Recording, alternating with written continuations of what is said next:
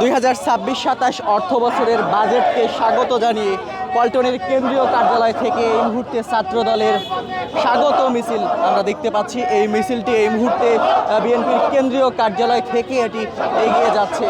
আপনাদেরকে যদি একটু বলে রাখি, দেখতে পাচ্ছেন যে মিছিলের শুরুতেই নেতৃত্ব দিচ্ছেন বাংলাদেশ জাতীয়তাবাদী ছাত্র দলের যুগ্ম সাধারণ সম্পাদক রাজু।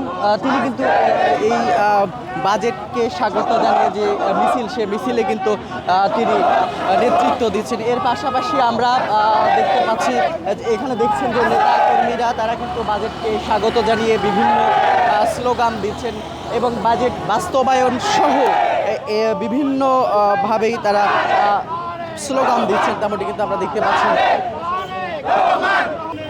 একটু যদি বলে রাখি, তারা যেটি জানাচ্ছেন যে উন্নয়নের বাজেট, এটি বাজেটটি শ্রমিক, কৃষক থেকে শুরু করে শিক্ষার্থী সকলের ক্ষেত্রে যাতে করে এই বাজেটটি যাতে বাস্তবায়ন হয় এবং এই বাজেটটি যাতে করে সফল হয়, এটিকে তারা স্বাগত জানাচ্ছেন এবং তারা কিন্তু এই বাজেটকে স্বাগত জানিয়ে কিন্তু এই মিছিলটি বের করেছেন, তেমনটি কিন্তু আমরা দেখতে পাচ্ছি। এটি আবারও ঘুরে বিএনপির যে কেন্দ্রীয় কার্যালয়, পল্টনের কেন্দ্রীয় কার্যালয়, সেটির দিকে আবারও এগিয়ে যাচ্ছে।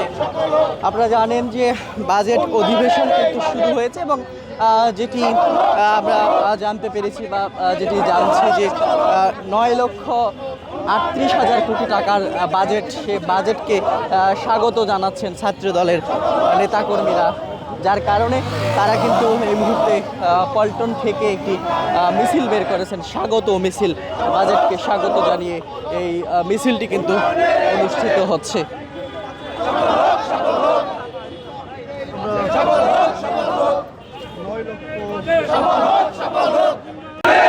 যেমনটি দেখাচ্ছিলাম যে 9,38,000 কোটি টাকার বাজেটকে স্বাগত জানিয়ে ছাত্র দলের স্বাগত মিছিল এই মুহূর্তে পল্টনে অনুষ্ঠিত হচ্ছে।